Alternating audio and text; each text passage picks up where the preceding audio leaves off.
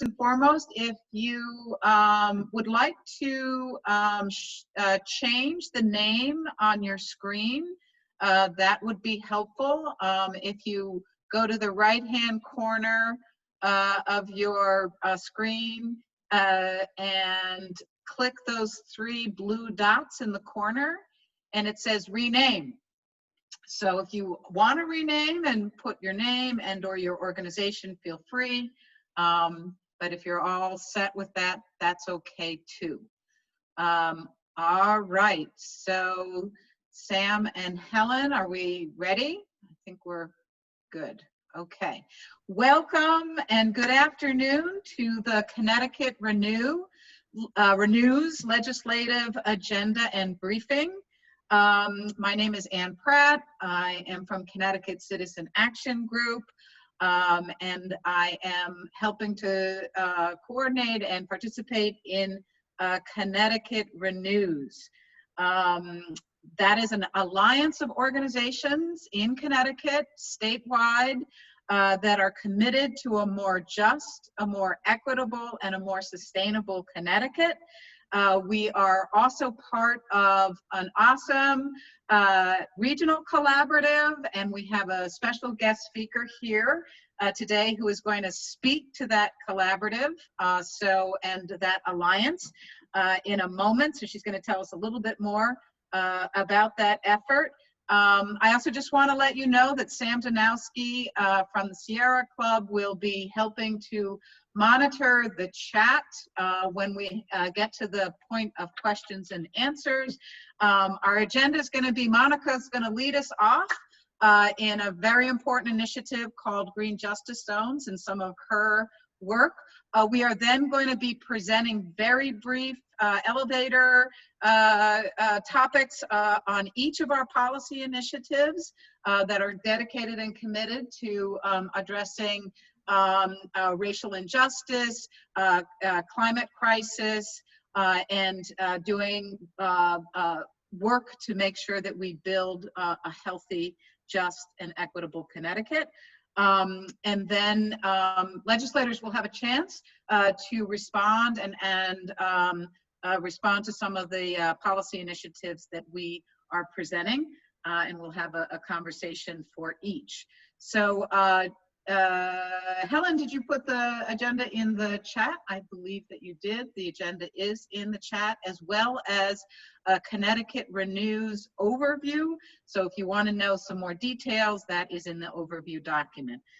Without further ado, I would like to introduce Monica Huertas, who is the co-chair of Renew Rhode Island, and she is also the director of the Racial Justice and Environmental Justice Committee in Rhode Island. So Monica, I know that I actually didn't get that right, so I'm going to say Director of Racial Environmental Justice Committee in Rhode Island. She's got an amazing thing to share for us. Monica, it's all yours. Thank you, Ann, very much. Thanks, everybody, for having me here today. I have some very nice things that we have to get through, and it's going to be a little bit, longish, but bear with me, and then save your questions for later, or if you want to put them in the chat, they're welcome. I want to start off by doing a land acknowledgement. I want to acknowledge that we are on stolen land. Here in Providence, where I live, I'm on the land of Narragansett and Wampanoag people, land that was violently taken by colonizers. This land was worked on and built by African people who were enslaved, also by migrant and immigrant workers from around the world. We cannot have racial and environmental justice and climate justice without justice for indigenous people and indigenous sovereignty. We cannot have racial, economic, and climate justice without justice and reparation for Black folks. Both must be a central part. Oops. Disclaimer, I also have kids running around the house, so. Both must be a central part of what we are fighting for. I would like to share a bit about myself. So after many years of experiencing deep poverty and homelessness My husband Juan and I were finally able to purchase our piece of the American dream. I was so excited to start my own vegetable garden and take full advantage of my city's new ordinance on raising chickens in your backyard. Imagine the sadness and anger I felt when my good friend informed me that I could not grow vegetables or raise chicken, quote, in that soil. I was so puzzled by this and I started doing my own research. And they were right.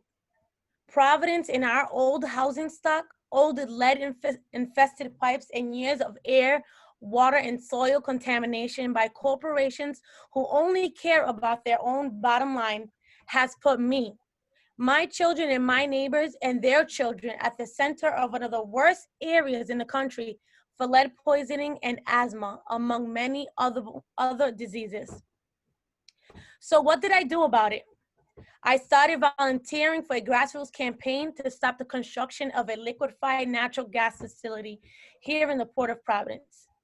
If you're not familiar with this area, it's a majority Black and brown and migrant neighborhood. It is also where Shell, Univar, Sims Metals, and National Grid operate their deadly enterprises. This area is littered with storage fuel tanks, chemical gas tanks, gas pipe, highways. We also have an electrical power plant right in the middle of it all. The hurricane barrier protects the downtown area and the white neighborhood. I am sure that my story and my port sound familiar to most of you. And that is not by accident. Systematic racism by redlining and zoning laws have put, quote, disposable people and disposable land all in one big pot, creating the American melting pot of chronically sick children, generational poverty, and a slew of top-down solutions that only put Band-Aids on the problem.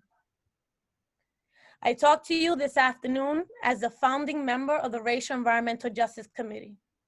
This committee was founded with the wholehearted belief that government should work for us, the people, and that together we could co-create a document and eventually a policy in our city to help stop the further contamination of our city and to help undo some of the many harms caused by our city's past unwillingness to stand up to the polluters.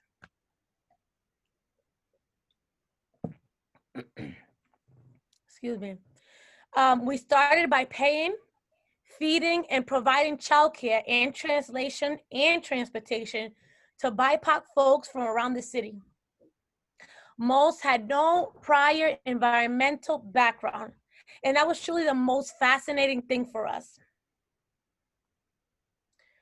Because in fact, we did not even start talking about the environment in the typical way that you would.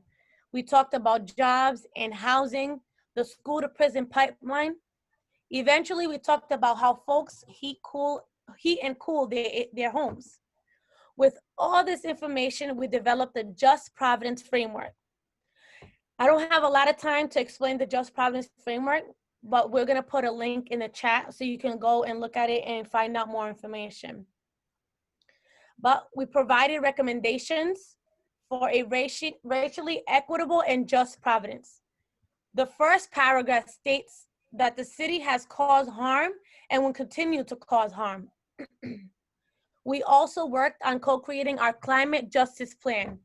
Again, I wish I could have more time to go over this, but we will put the link in the chat so you can go over it. This climate justice plan is award-winning and coveted among many states. It includes 7 key objectives, 20 plus targets, and over 50 strategies aiming to create a truly equitable, low carbon, climate resilient city. The plan sets forth concrete carbon reduction targets in buildings and transportation sectors while promoting clean energy resources. It also addresses the system level changes that are needed in our government and our governance structure, our economic system, and the overall health of our communities to ensure a more equitable transition away from fossil fuels. All that to say, we have a model that not only works, but has community buy-in. The community came up with it. Last year, we launched the Green Justice Zones. We took some of the modeling from various parts of the country, including California and New Jersey. We wanted to transform all of Providence, but we understood that simply we didn't have enough money or power to change every single neighborhood. So we started with the most polluted areas, looking at maps from DEM, EPA, and RI Health Department. We chose 2 zones. These zones are areas that have experienced historic disinvestment and neglect, most often low-income communities and communities of color, where residents have been organizing for decades to reduce industrial pollution and implement solutions that address the unhealthy and discriminatory land use patterns that have shaped how our communities look today. They all look different. So the Green Justice Zones, they all look different in each city depending on the need. However, all of them lift up the voices and visions of residents first and foremost, and are comprehensive, community-led, solution-oriented, and collaborative. Today is the last day of a truly incredible week, where the other 5 New England states launch bold legislation to take us to the next level. Last year, a group of frontline community organizers, organized labor, indigenous tribes, environmental justice advocates, youth groups, and racial justice organizers started coming together because we realized that we would be stronger if we collaborated and were able to pass policies across our different states. For instance, I've been working for years to stop toxic fossil fuel infrastructures in my home.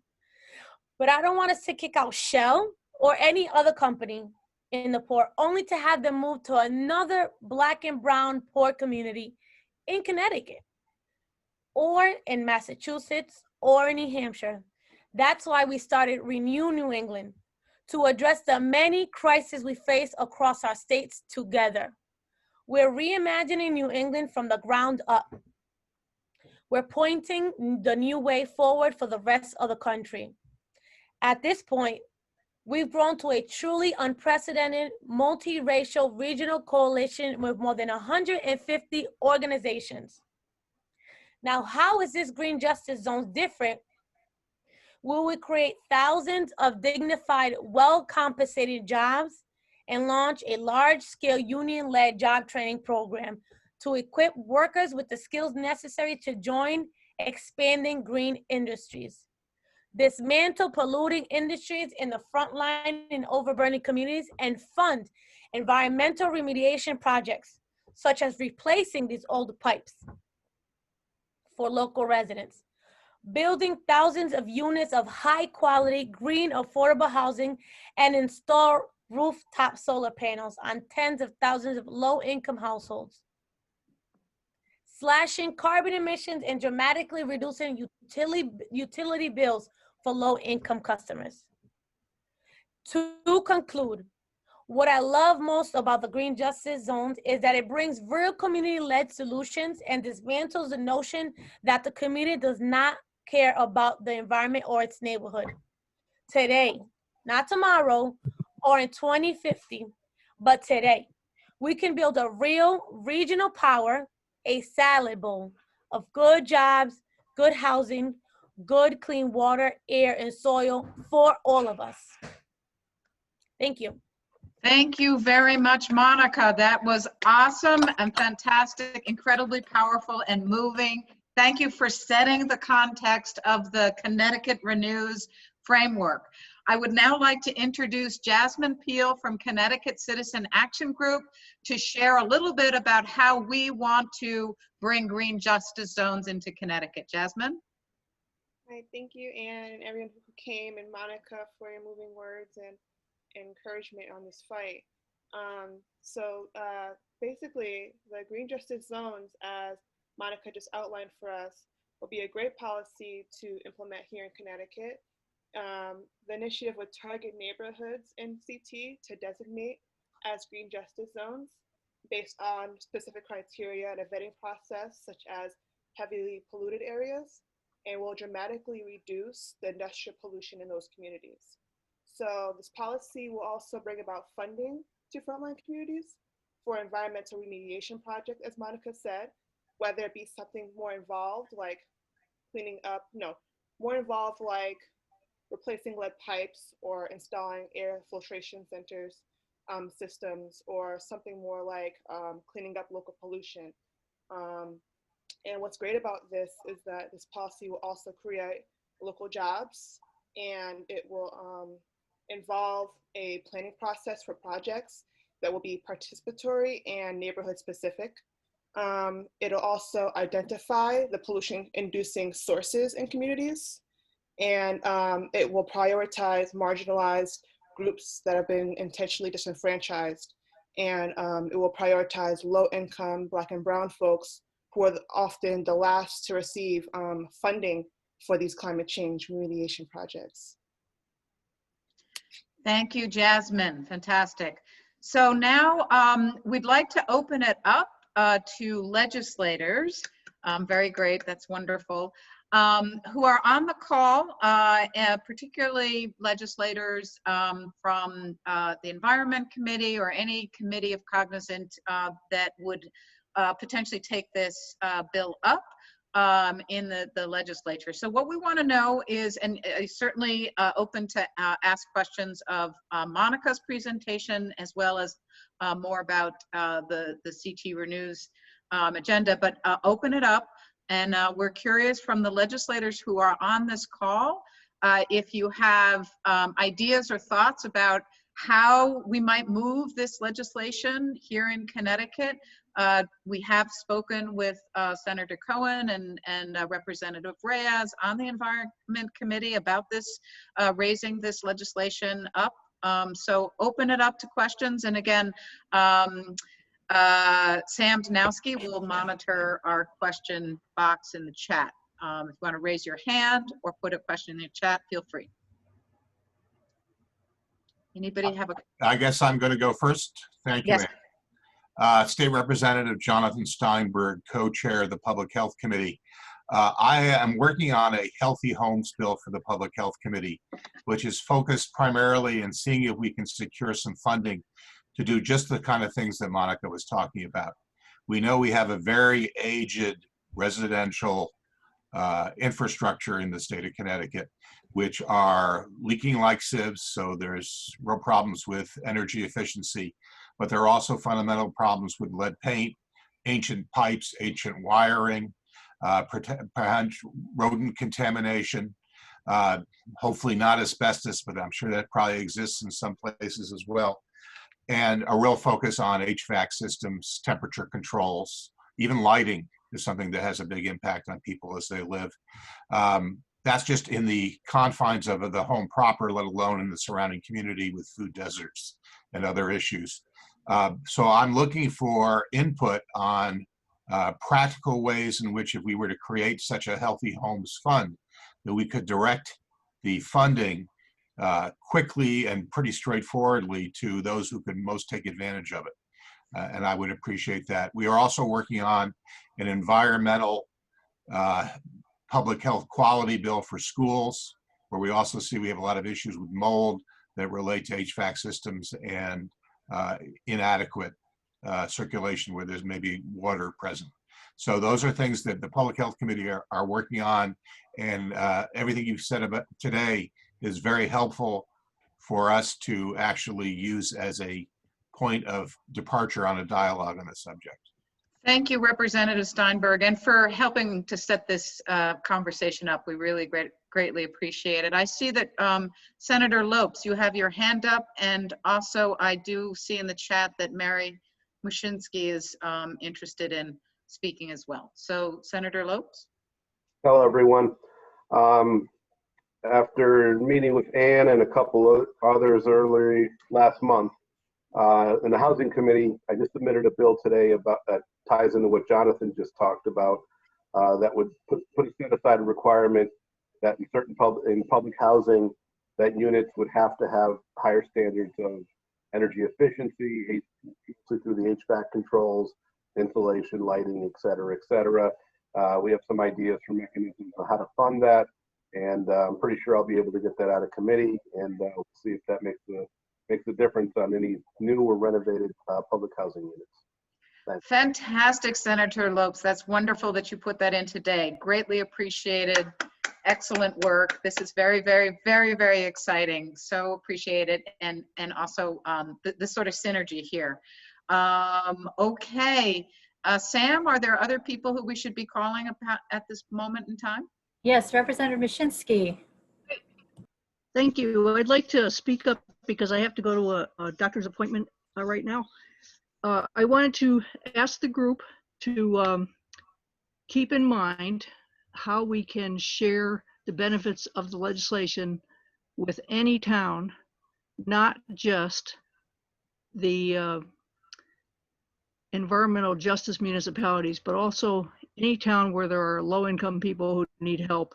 I think it will help the bill pass, as there are more suburban towns than not, and people will see the benefit in their own town. For example, if we decided that one of the beneficiaries was low-income housing or senior elderly housing or school or kids on school buses, we could improve living conditions in those housing units, and we can improve clean air for kids across the state. So I'm just beseeching the coalition to keep in mind that we improve air and water and living conditions and energy efficiency for all different towns across the state. I think that will make a much stronger coalition, and it'll be much easier for us to pass the legislation through the House and Senate. So that's my request, and I have to go to the doctor, and I'll see you guys later.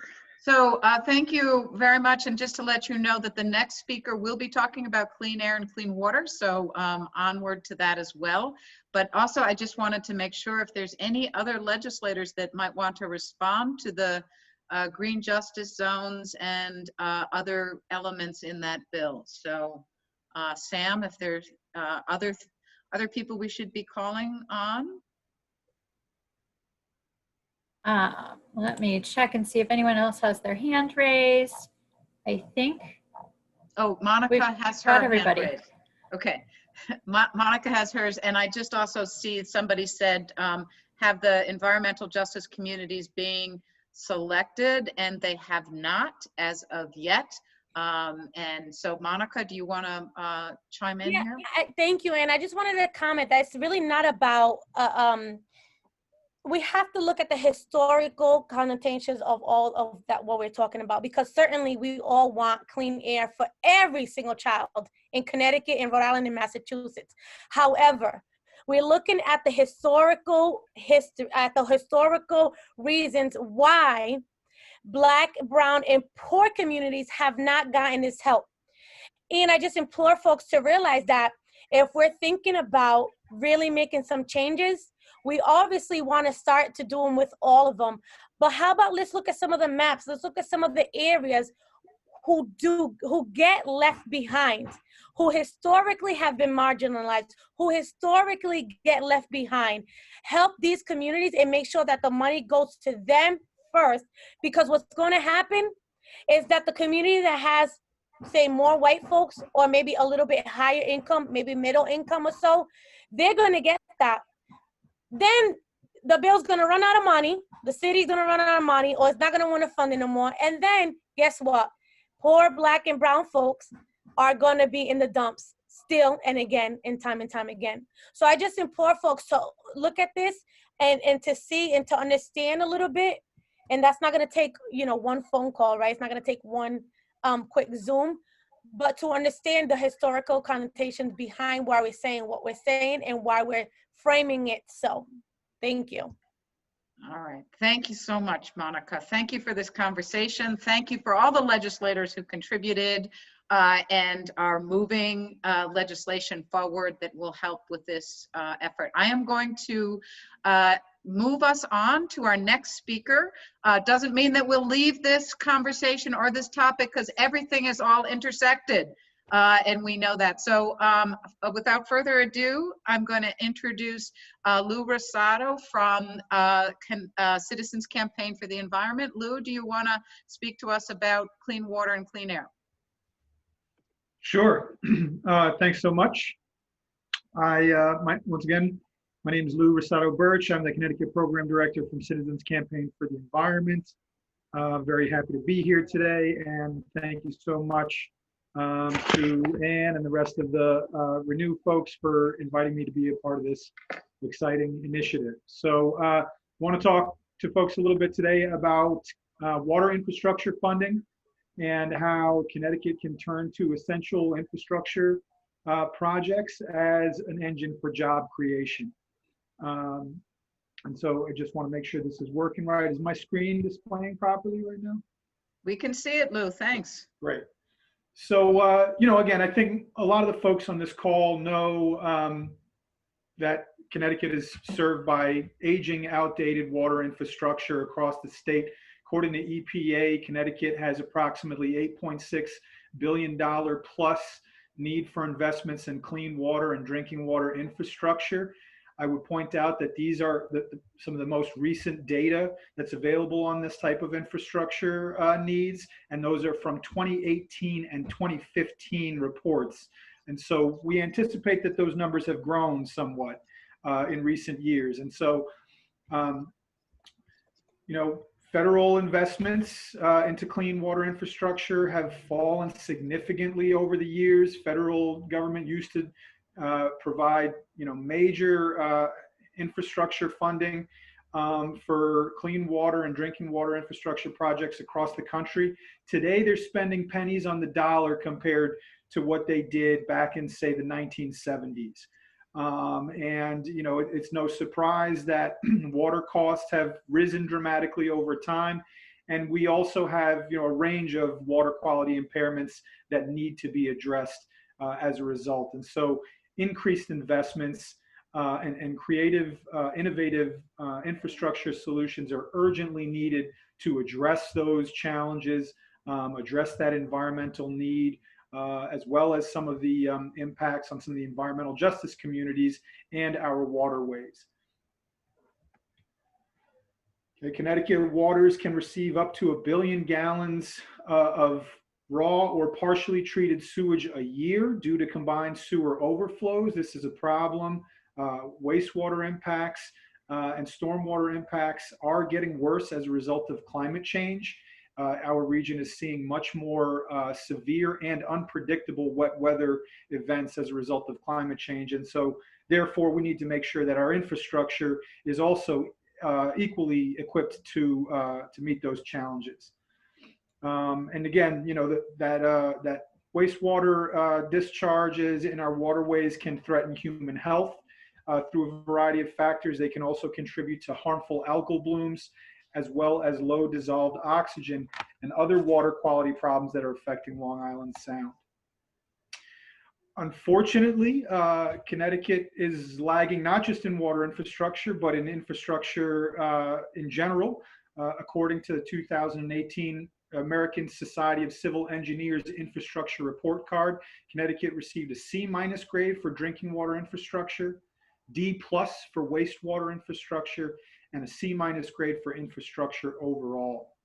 I think it's important to point out that clean water infrastructure creates more jobs than any other type of infrastructure projects. And so just a few key points that I think are good to know. Every $1 billion creates roughly 28,000 good paying jobs. Every dollar invested in water infrastructure increases gross domestic product by more than $6.35. So that's a $1 to $6 leverage there. And it's important to understand also that as federal and state governments invest in infrastructure projects, that money is also leveraged by the private industry as well. And every job in water infrastructure supports additional job creation in ancillary industries by about 3.7 jobs. And so once again, dollar for dollar, these are some of the best investments that the state can make in infrastructure and jobs. Our neighbors in New York have been investing in clean water infrastructure in a big way. 2017 infrastructure bond package approved $5 billion over 5 years, actually about $6 billion over 5 years, with about $2.5 billion going for water infrastructure. This package has proven to be so popular among regulators and municipalities in New York State that actually Governor Cuomo approved an additional $2.5 billion for water infrastructure, specifically for water infrastructure projects this past year.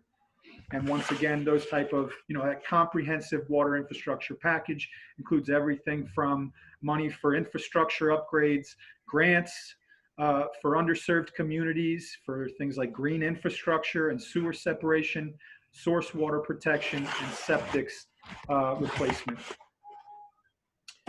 And so just to conclude, once again, the idea here is that as legislators seek out solutions to rebuild our state economy and put folks to work, that we urge the General Assembly to look to these types of essential water infrastructure projects to create good paying green jobs, rebuild our communities, and protect our environment and our health at the same time.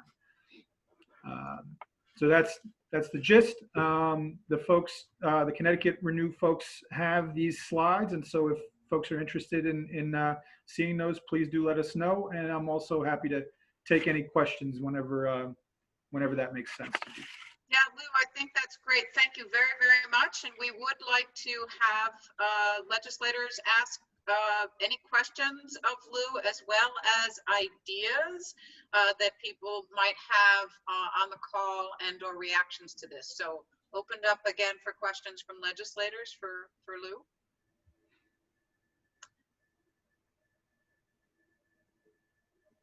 What is the effect of privatization of water infrastructure?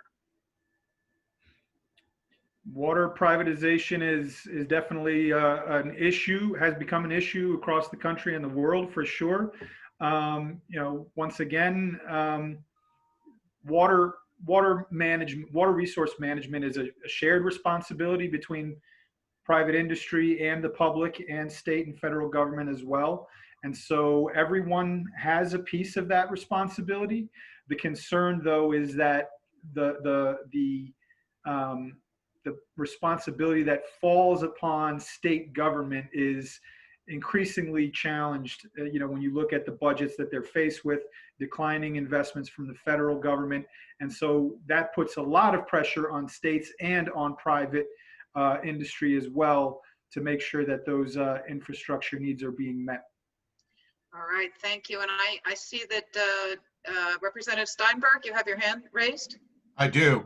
Lou, you just brought up a subject that I was hoping you could give some insight. We know you're more than just a regional player. You have your finger on the pulse of what's going on nationally as well. In all the conversations about a stimulus package under the new administration, there's been a lot of discussion of infrastructure investment. To your knowledge, has water infrastructure been part of that conversation? Thankfully, water infrastructure is one of those things that has always enjoyed broad bipartisan support in Congress, and as well as here in Connecticut. There are infrastructure monies that are being made available through some of the kind of restoration funds and economic stimulus funds. We would like to see more go into water investment, but it looks like there is some flexibility in terms of how some of those funds can be allocated on a state-by-state basis. And so there are pots of money that are available to you all, and we will circle back with a little bit more information as we kind of flesh some of those programs out. Well, I know the focus today is on the state legislature, but perhaps there's a way to shape the ask at the federal level and ask our congressional delegation to help us with that. Great. Any other questions, particularly from legislators, that we'd like to answer or need to be answered at this point? And Sam, if you see any hands raised that I don't from legislators, let me know. And there is one relevant question from Svetlana. Is there any legislation before the legislature to improve water infrastructure? There are two things happening. First of all, we understand that there is a bill that'll be introduced through the Environment Committee, or that has at least been submitted to the Environment Committee by one of our legislative champions that would look at creating a clean water infrastructure jobs program. And the other thing that's happening this year is it's a budget year, and so there will be opportunities for legislators to support bonding for some of these types of infrastructure projects. And so if those are things that are important to you and your communities and your members, we urge you to reach out to your legislators and support increased funding for water infrastructure. Okay, so I have one person, Sue Hassel, you have a question about particular legislation on this issue? No, I've just been copying it down. I want to read it more. Thank you. All right, very good. All right, this is fantastic. Thank you so much, Lou. That was an amazing presentation. And we are now going to move into the housing policy that Senator Lopes referred to earlier. I am going to introduce Melissa Cox, who is an architect and also from the Connecticut Green Building Council. Melissa? Thanks. So as part of the healthy and sustainable housing portion of the Connecticut Renews, it's calling for the launch of a comprehensive housing retrofit program that limits energy costs, delivers energy efficiency, mitigates health and safety barriers such as lead, asbestos, and mold, and deploys solar storage and heat pumps throughout Connecticut. This will simultaneously increase affordability and improve living conditions for residents, decrease energy demand, reduce pollution, and create good jobs. It ensures that investments to addressing climate change and reduce greenhouse gas emissions in our state benefit those that have the most need. While we propose that electric utility companies should be the central entity for implementing and financing this initiative, we are open to additional sources of financing to be considered. Thank you, Representative Steinberg and Senator Lopes, for submitting legislation related to housing. I want to also make you aware that there is a work group process going on through the Connecticut Housing Authority to determine the most effective means to provide healthy, energy efficient, and affordable housing. And coordinating with that effort is an opportunity to ensure the health and construction quality of these retrofits. Thanks.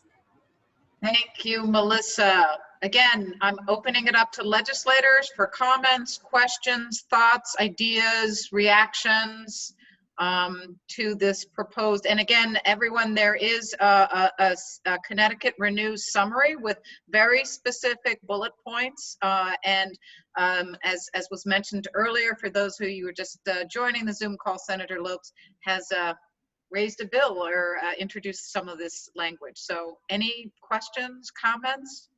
Open to the floor for legislators. I'll just add that I've reintroduced a bill I introduced several years ago. It passed the House but didn't make it to the Senate, to put together a task force on energy efficient homes, or just basically sustainable homes. We'll see if it gets through this year. And Melissa, I did put through the bill on the standards for carbon, low carbon emissions for concrete as a model bill, and maybe we'll get some other things in there as well. Fantastic. Okay, well, we are going to get through this agenda and then open it up for more conversations about how we can move this forward. So without further ado, would like to introduce Sam Janowski, the Connecticut director of the Sierra Club, to talk about transitioning to clean energy. Sam? Sorry, Sam Janowski, Sierra Club's a tongue twister for you today. Thanks so much, Anne. So happy to see you all here, and thank you to all the legislators that have joined us. I just want to, since I'm monitoring the chat, just acknowledge a few had only a half an hour to join us and didn't get a chance to speak, but they, according to the chat, are really interested in continuing to learn more about this and watch for it in the legislature. So I'm going to talk about electricity and particularly how we transition from where we are to clean and renewable electricity generation in a just and equitable way. We know that the legislature will be considering a bill to enact Governor Lamont's Executive Order 3, which calls for 100% carbon-free electricity by 2040. And what the Connecticut Renews table will be doing is advocating for an even more ambitious timeline. We know, based on the science, we really have to turn things around quickly. Remarkably, electricity is probably one of the easier things to tackle. So we are looking to have 100% zero emission renewable electricity as soon as possible by 2030. And we want to take steps to achieve it in a number of ways, which include, first and foremost, increasing energy efficiency, but solar, wind, energy storage. It is critically important that we make sure that this transition is just and equitable. And to do that, our policy goals are to have a minimum 40% of all the benefits of the investment our state makes in clean energy in environmental justice vulnerable communities, and to prioritize local labor with project labor agreements and fair wages, and require an inclusion for small and minority-owned businesses. That's kind of the high level. Again, the link in the chat has some more specifics about how we can achieve this, but I'd love to hear reactions from legislators who are here, and particularly if you're on the Energy Committee, would like to get your feedback on how we can work together to make this happen.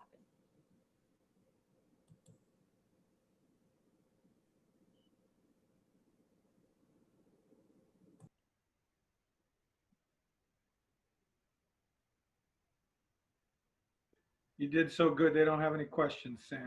Okay. Well, one question, do you care which way you get to zero? Of course, yes. So do you have a preference between wind and solar?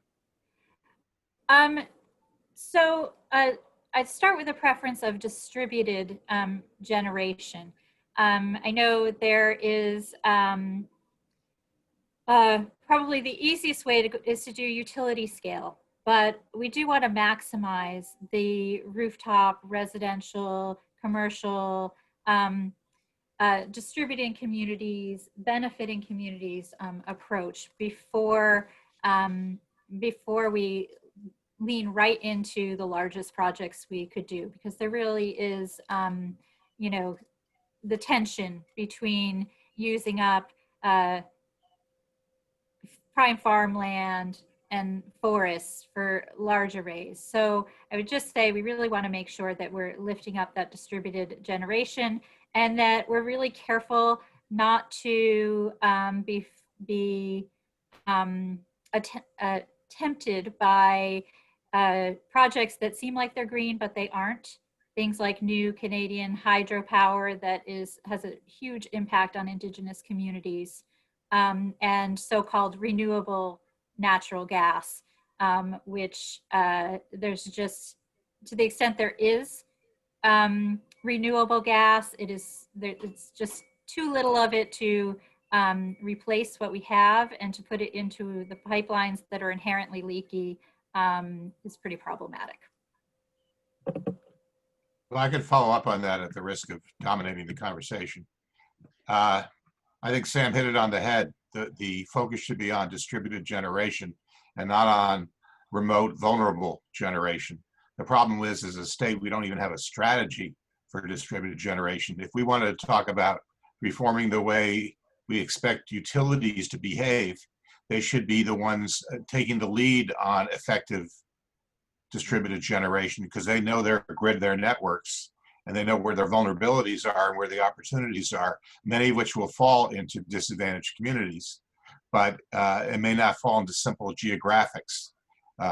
We are not asking them to provide a distributed generation strategy, nor do I see it necessarily coming out of DEEP, though I admit I need to read the GC3 report that's just coming out with some fine tooth to see if they actually provide any strategic direction there.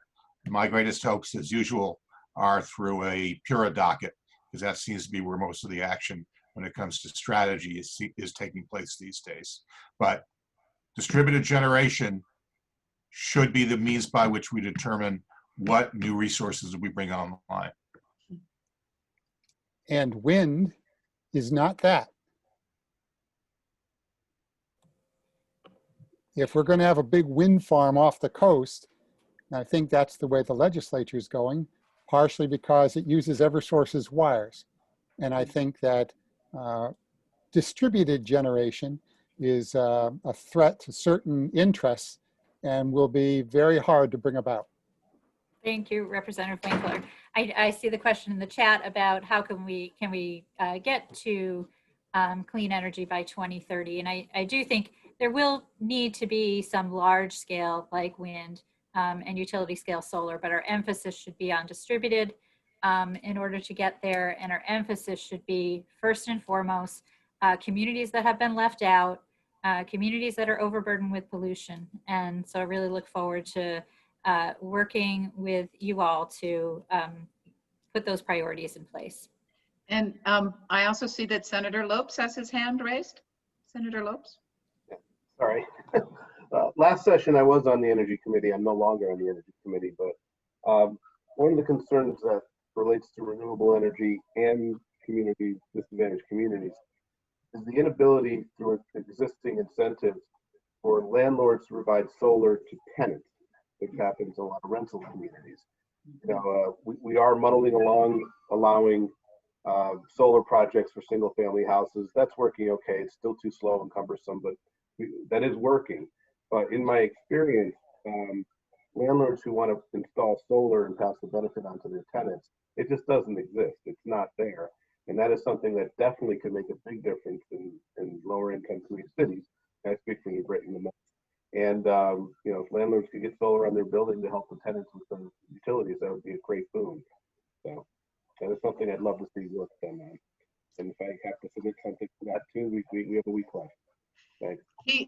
Key issue, huge. And Senator Lopes, there actually has been some conversation and some potential solutions at the New England table. So I will get you stuff on that, or get you some thoughts on that. That's awesome. All right. It is good. It would be nice. Okay. Yeah, shared solar initiative. Yes, absolutely.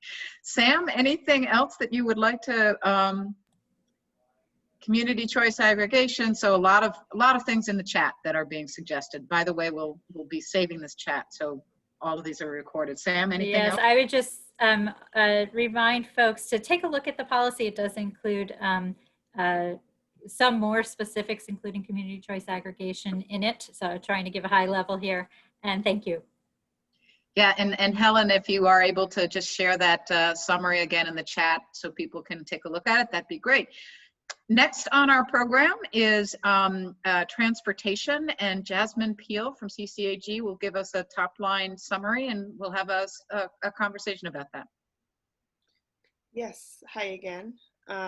So I'm just going to talk a bit about the transportation policy that we're thinking about proposing and see what you guys think. But as so many of you are probably already aware of, transportation is the largest source of climate destroying greenhouse gas emissions in Connecticut and in many parts of the country. So by building a clean transportation system that centers equity and justice, Connecticut can become a leader in progressive transportation methods and solutions.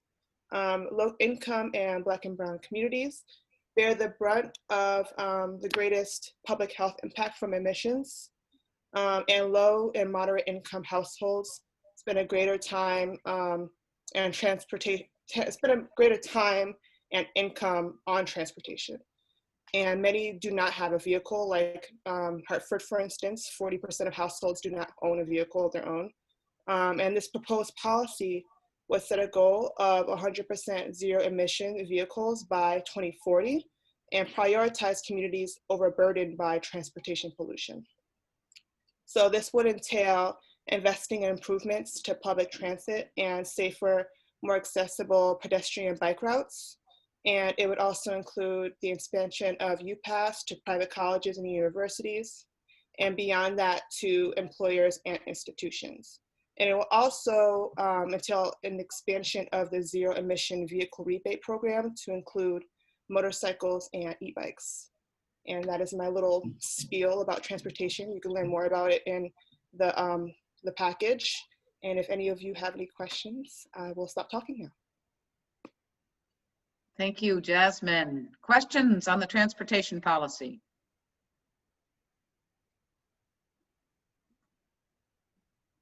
Okay, so seeing none, of course, if it comes up, we'll, any questions from legislators and others, certainly we can open up. But before we do that, I do and would like to introduce Angel Serrano to talk a little bit about what the next steps are of all of the policies that we've presented. And we do have some next steps and some ways that we'd like you to engage in helping pass some of this very important legislation and policies that have been presented today. So Angel, do you want to share a little bit about how everyone on this call can get involved? Yes, and I first of all, I'm Angel Serrano, organizer with Connecticut Citizen Action Group. And I'd like to mention that there is a food policy section to this, but a few last things needed to be worked out in it. So that's why it's not here. But we are working on a food policy that will help many vulnerable communities, marginalized communities, low-income folks, and create jobs in the process. So until we hash all that out, we're not going to present it. But I just like to let you know of that, and hopefully we can get somebody to sponsor that when we're finished with it. But next steps, thank you all for joining in. In the chat, I'm gonna provide a link to our Connecticut Renews sign-on page, and in that page you'll have the option to subscribe to our monthly meetings. We'll put you on the list for our monthly meetings. We can also set you up on Renew Connecticut comms list, which will keep you in the loop of everything that we're doing. That's the main mode of communication for this, for our members. We also, so in the chat, you'll see an SN Action Network page. You can choose a policy group that you would be interested in, and fine tune these policies and get sponsors for them and see them through legislation. So that all that work still needs to be done. So if you want to join a policy group, the sign-on page is the way to do it. Another thing you can do is, Helen, if you can help me with the Facebook link, there is a Facebook page, a Connecticut Renews Facebook page that, we'll be posting things on there and letting you know of future events through it. Does anybody have that link? Because I can't look at for We'll get that. I think we'll put that. There we go. Helen just put that in. Yay, thank you, Helen. Thanks. So Facebook, there's the AN page. I also would like to encourage people to testify when the time comes in the legislative session. If you keep in the loop if you sign up for the Connecticut Comms page, we can let you know when it's time to testify, and you can join in on that kind of action. And we also encourage you to call your legislators and tell them about Connecticut Renews, and to tell them about the different policies that we're trying to, it depends on what committee they're in and everything, but if you talk to them about our appropriate policies that we have and try to get them on board and look for it in the legislator, and hopefully they can vote yes if it gets adopted and it goes through. And so if you can just call your legislators and let them know about us and about these policies, that would be great. I believe that's it. I don't know if I'm missing anything. But thank you all for joining in. It was a great conversation. Thank you to all the legislators that joined in. And it was a great conversation. We hope to have it some more in the future. All right. I want to just make sure that if there's any other burning comments or questions before we close this session out. We had planned for 3:45, but it was very efficient, and we do have a few more minutes left if anybody just wants to say any burning questions. We have your questions in the chat, a lot of good conversations, a lot of really amazing presentations. Thank you to all the presenters, specifically Monica. We really want to thank you for being here and talking about green justice zones and giving a very powerful and moving presentation. Senator Lopes, very much want to appreciate your leadership and your introduction of the legislation. Thank you, appreciate it very much. I don't know if you have anything you want to say in closing, Senator Lopes? You're good? Okay. I have one piece of advice. Legislators cannot testify on their own committee.